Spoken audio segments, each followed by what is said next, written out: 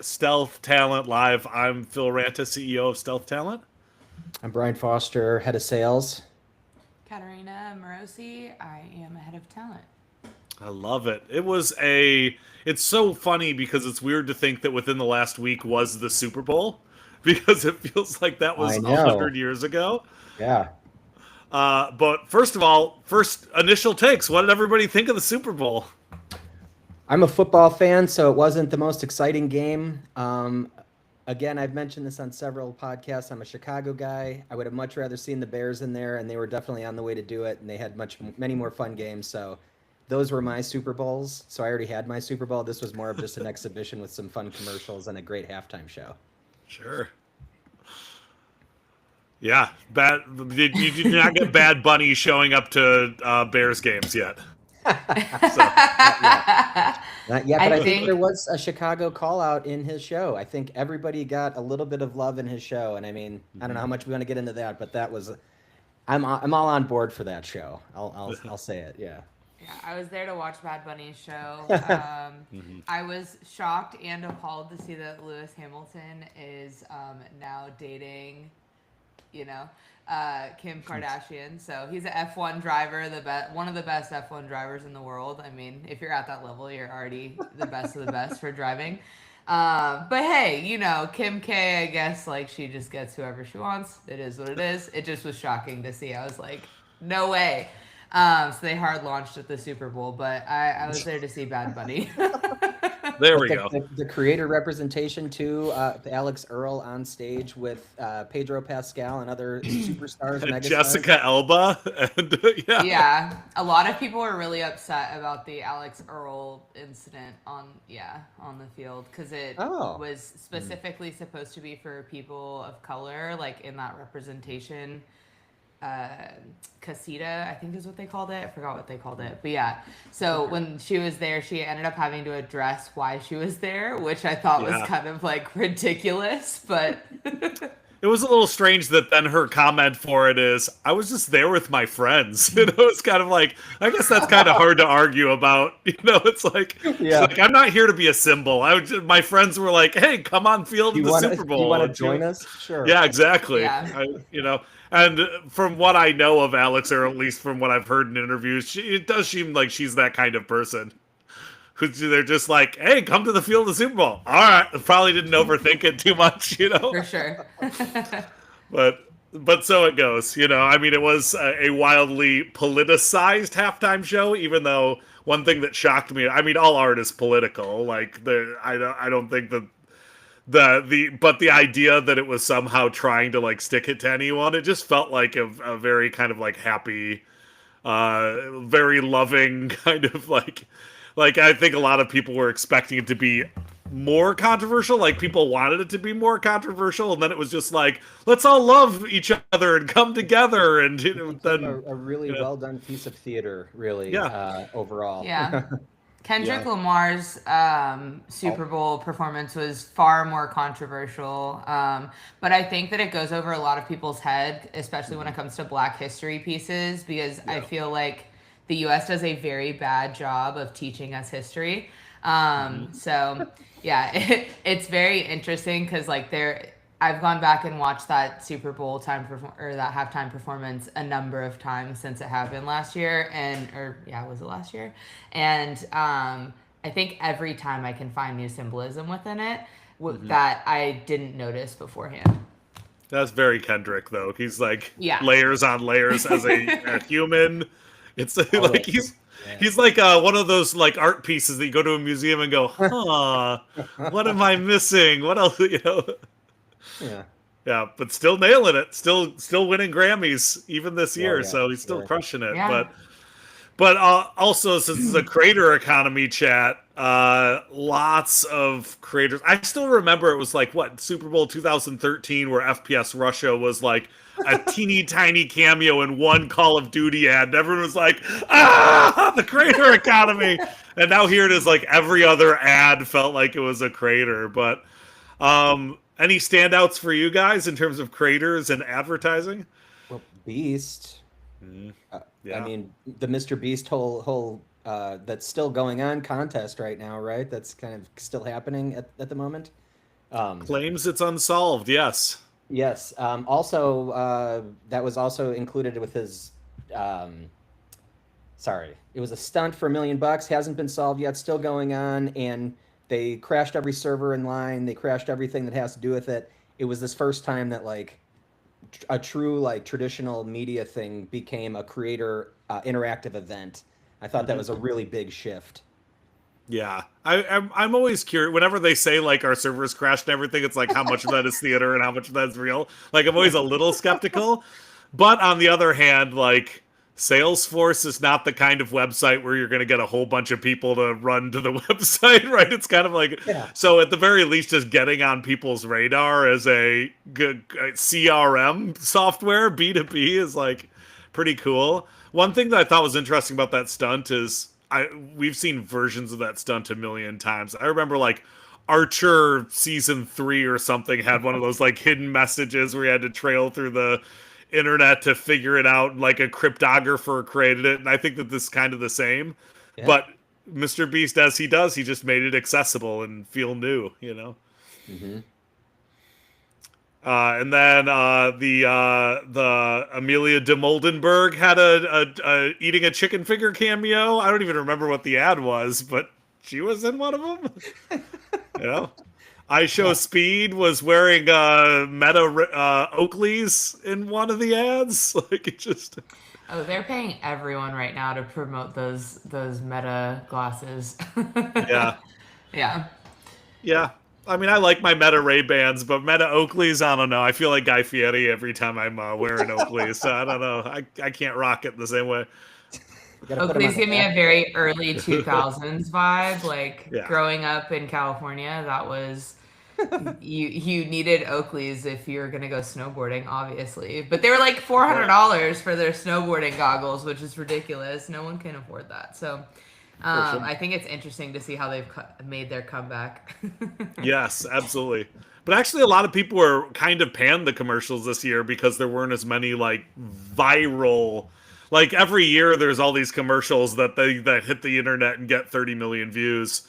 And this year, there was some that people were buzzing about during the Super Bowl, but also a lot of them like felt like the biggest buzz coming out of the commercials is how much people hated the AI commercials. You know?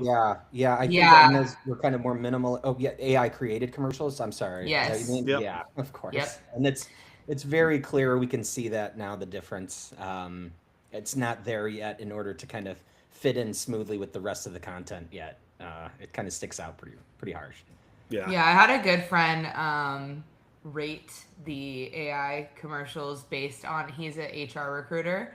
So he based it based off of that with everything going on. Mind you, like the layoffs for all these big companies had just happened right before the Super Bowl.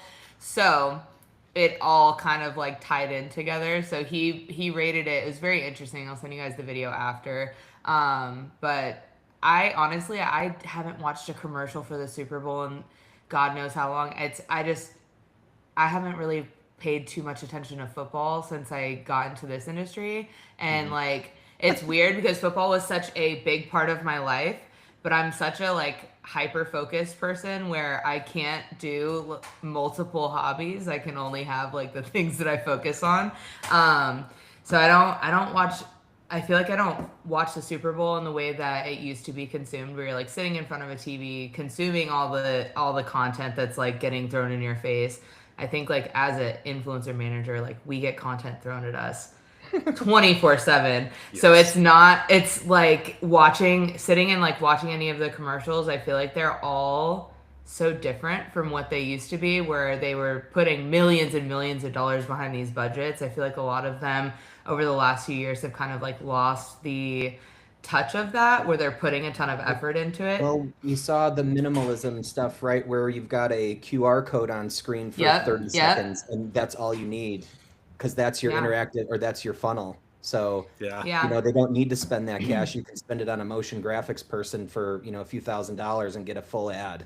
Exactly. Yeah, you're putting $10 million into buying the ad anyway. Right. So the space is expensive. Yeah. Yeah. Yeah, And I I mean, I do think remember. like the only reason to do really big creative is for the chance to go viral. I think a lot of brands are just saying the odds of that are small. Like we're Yeah. not going to do For bigger sure. things than Coca-Cola, so like let's just try to go for impact. Let's performance market this thing, you know.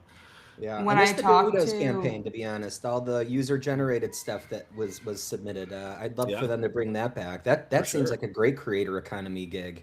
Agreed. Yeah. Absolutely. When I was on the Shorty Awards podcast, that was actually the last question that he asked me was, um, what was the last Super Bowl commercial that like I actually remembered? And to be honest, like none from any recent, not in the last like 20 years. I would say like the 90s.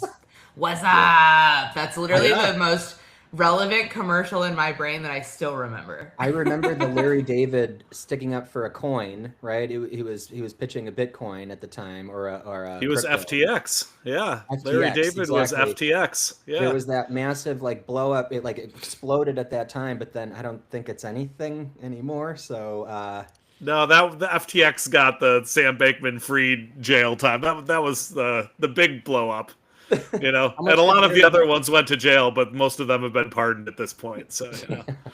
I remember all the like Friskies commercials. I would say like all the way up to like the 2010s. I remembered those vividly because they were all so they're just out there. They like would animate a cat to talk to a person who's like never talked to their cat before, and they're like, "Why are you talking?" Oh, it's because you're not feeding me Friskies.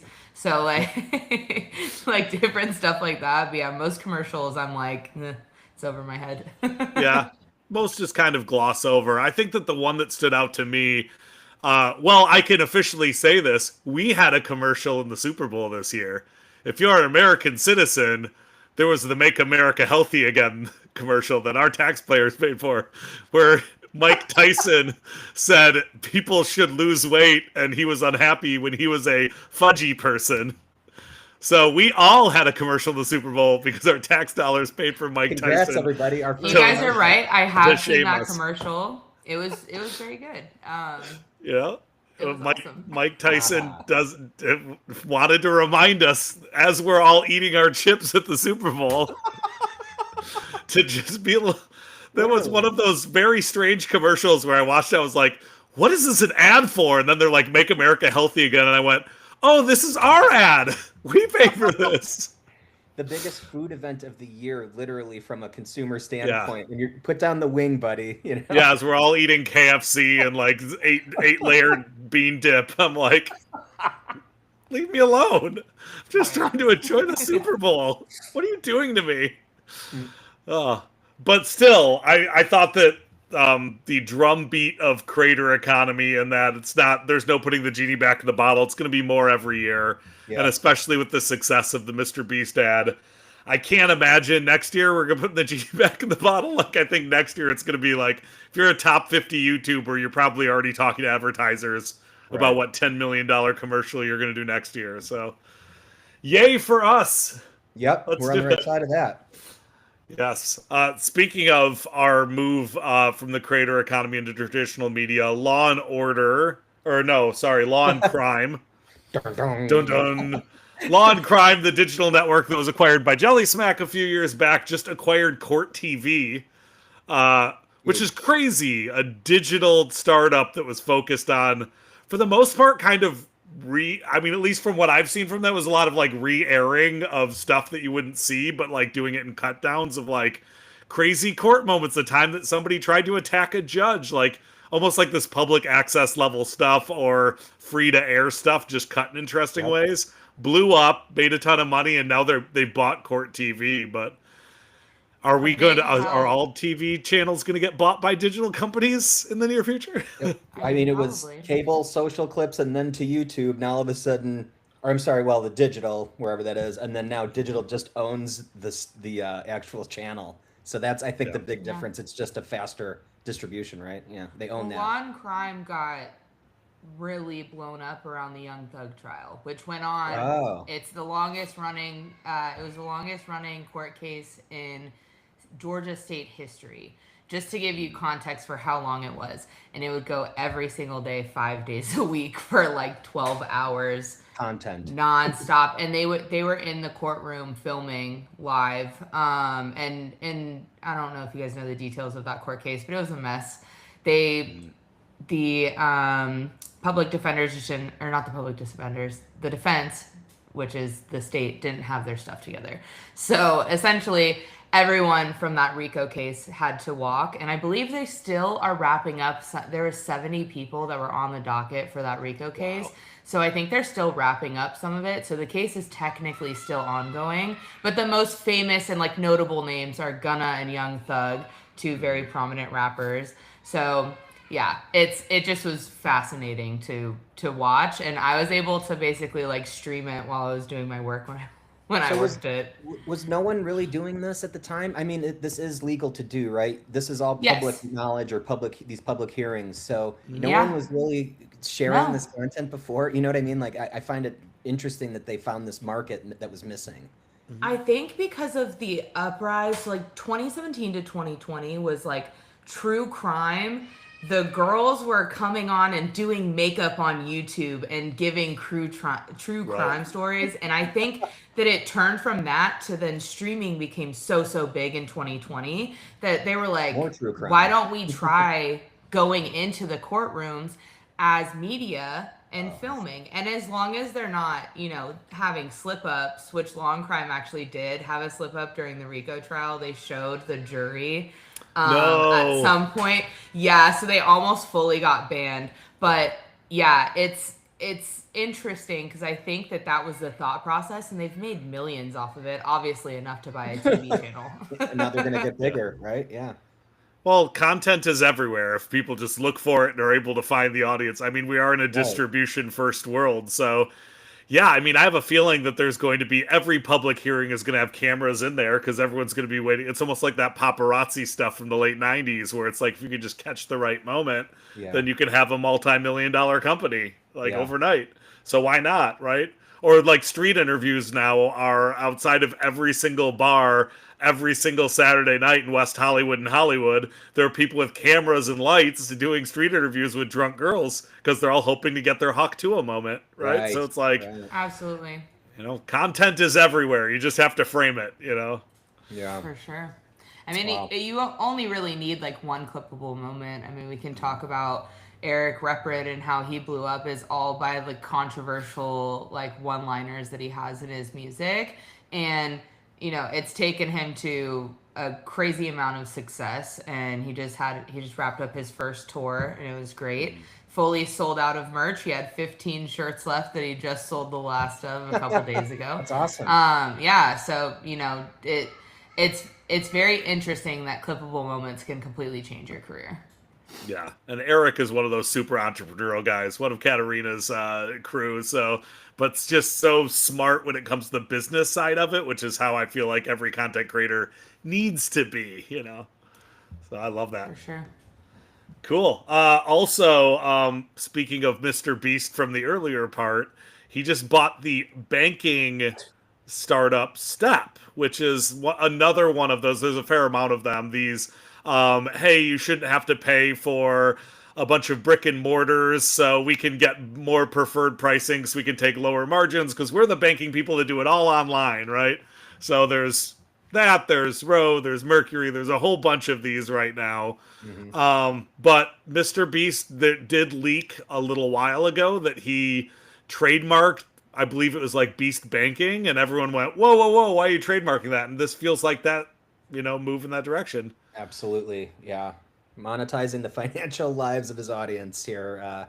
So it's like a vertically centered banking system, right? I mean, this is like all in one. It basically creates more infrastructure for creators. This seems to be the next step for Beast. He now owns food and entertainment, and I could go on, and now finance. It's like this is the next step for him. This one makes a lot of sense.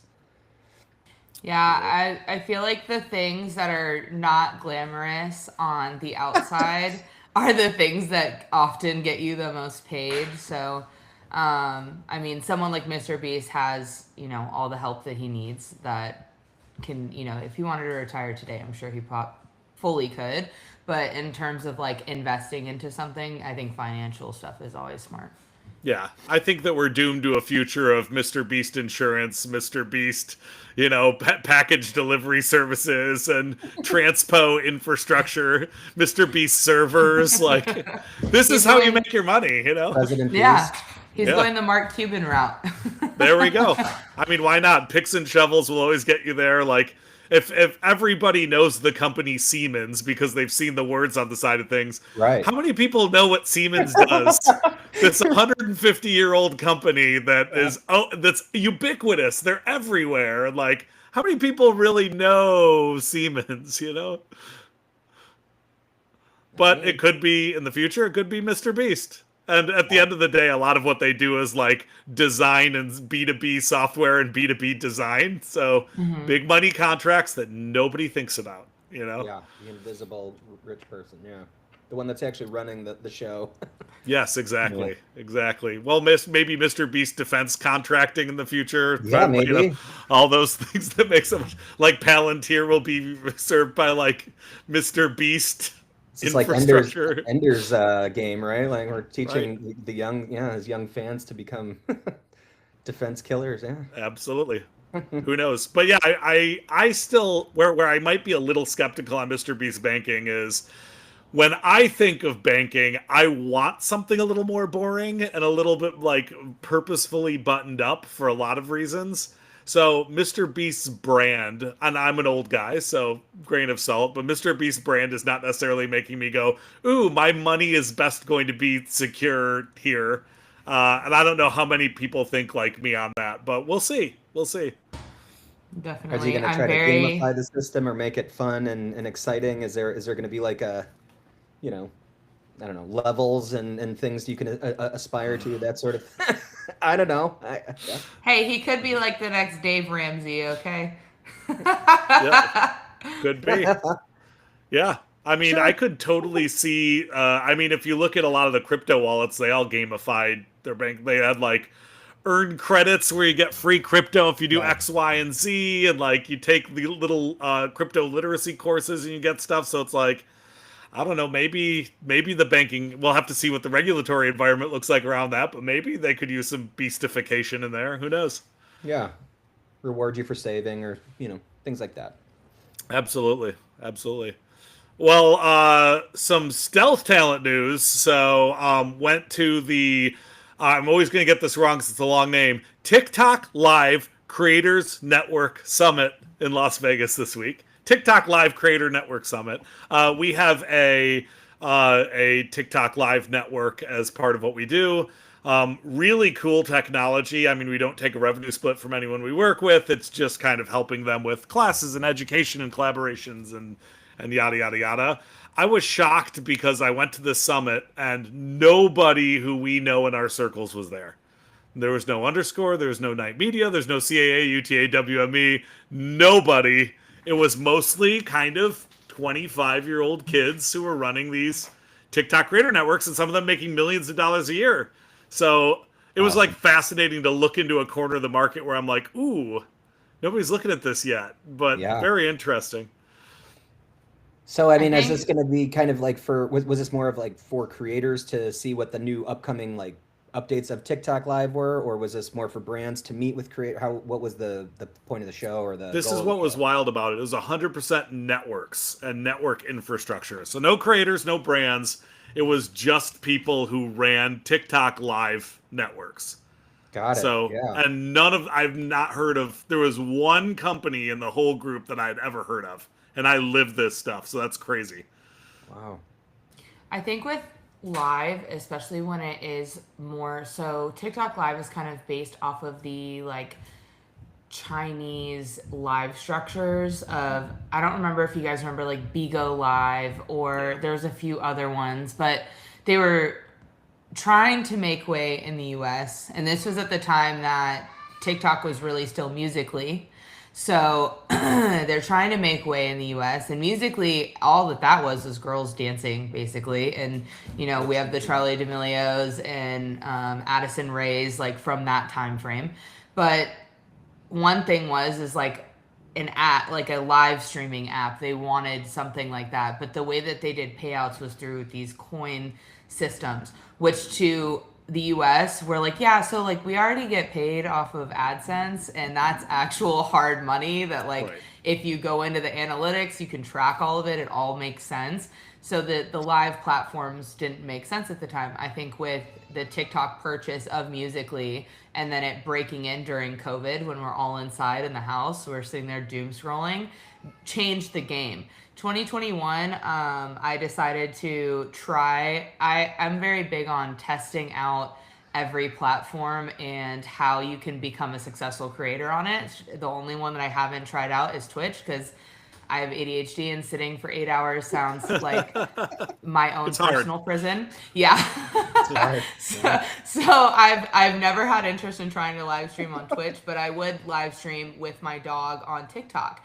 And the growth that you could get back in 2021 on TikTok with streaming, I used to make a couple $1,000s a month. I only had like 10,000 followers on the app, and it was literally me just sitting and training my dog or talking or whatever, and there was not much to it, but Except the TikTok Live. sustainability.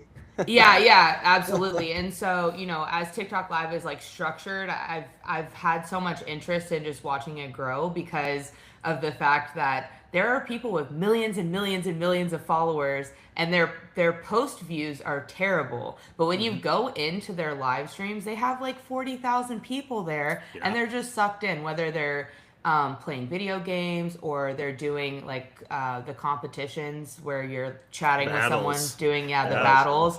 Those are always fun to watch. So it's just really interesting. I like ASMR.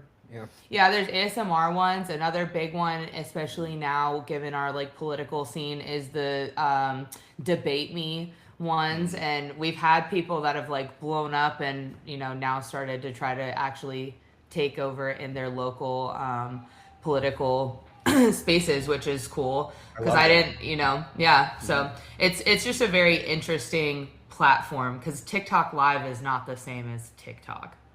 Right. But absolutely. But with our program, I mean, we get people that they can instantly go live, kind of get approved. It's very quick. But again, like we're not really taking anything from this. We're just kind of promoting another way to distribute. I think that's kind of what we're trying to get at with the TikTok Live. But it could blow up, as you saw with this market that seems to be just getting tapped into.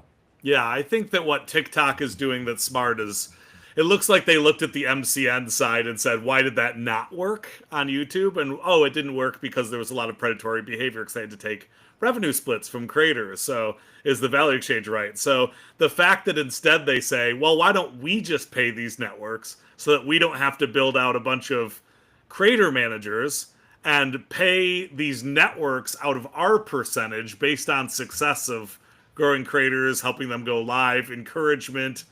So it's a elegant system. It makes a lot of sense. It is also a crowded ecosystem. One thing I did learn from there is it's a lot of people who, when you start talking to these really entrepreneurial young people who are building networks, they are email marketers, and they are good at outreach, good at signing, and good at saying, go live more, go live more, go live more, go live more, right? It's a very aggressive environment. It's a lot of kind of like alpha vibes inside of that room. Are we going to drop everything and focus on doing nothing but building a TikTok Live network? No, we'll do what we do well, which is infrastructure and strategy and all of those kind of things. But for the kind of people who are like, I just want to go make $1 million just hammering creators 10 hours a day, it's a great opportunity. Yeah. Absolutely. Yeah. Other big news from the week of, I don't know. Actually, we probably can't talk about that one because it was didn't go live yet. But there's a brand deal going live soon. That's pretty big. Solid story. I know. We've had Cool story, Hansel. Very lucrative week. Okay, I think we can talk about the overall. Yeah, I wanted to say that too. I think you could go ahead. Yeah. Yeah, absolutely. I mean, so one thing that I've noticed about this Q1 in 2026 versus other Q1s, and I think that it's worth a mention, is I've noticed that the influx and flow of deals has completely changed. I think politics always plays into stuff, tariffs play into things, which, is a cause and effect of what happens to marketing teams whenever a business thinks that there's going to be a financial lack.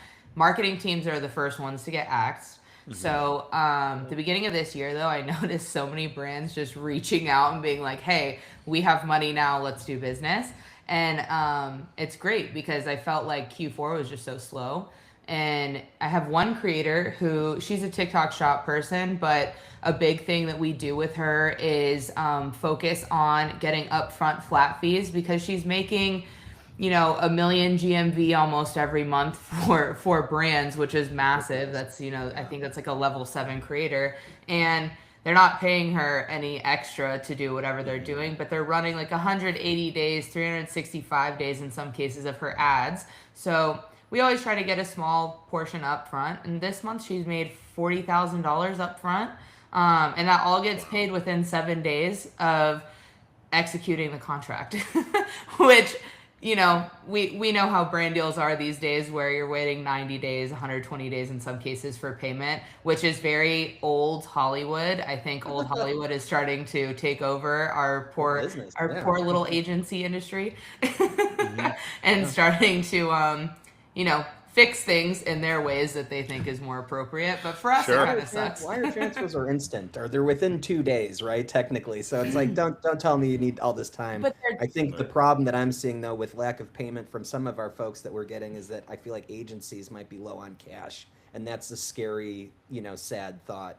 But I agree with you. This quarter, this month has been really good. And what are we on? Day 13. Oh, it's Friday the 13th, everybody. Hey.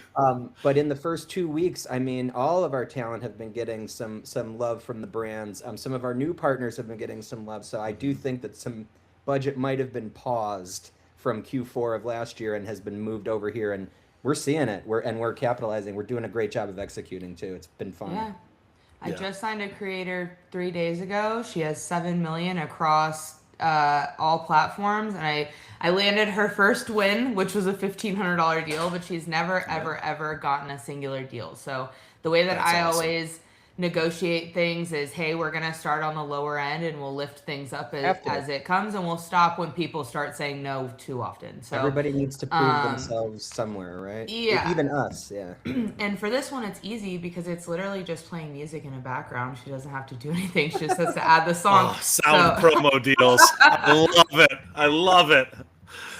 No, I feel the same way. I mean, we've got a lot of creators that come to us and they're like, well, what rate should I have? And I'm like, I can't answer that because what does money mean to you? Are you starving right now? Do you need to make rent this month?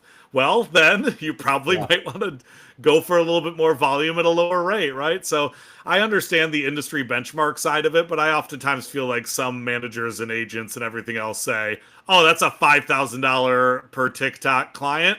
And if somebody offers them $4,000, we'll say no, because $4,000 still $4,000. So, you know, we have some clients that we price down because they need the money more, or the money means something different to them. We've got some that are like, nah, I'll wait until the big deal comes along. And I respect both sides, you know? Yeah. And I'll I've had never a lot forget. of success. Oh, sorry.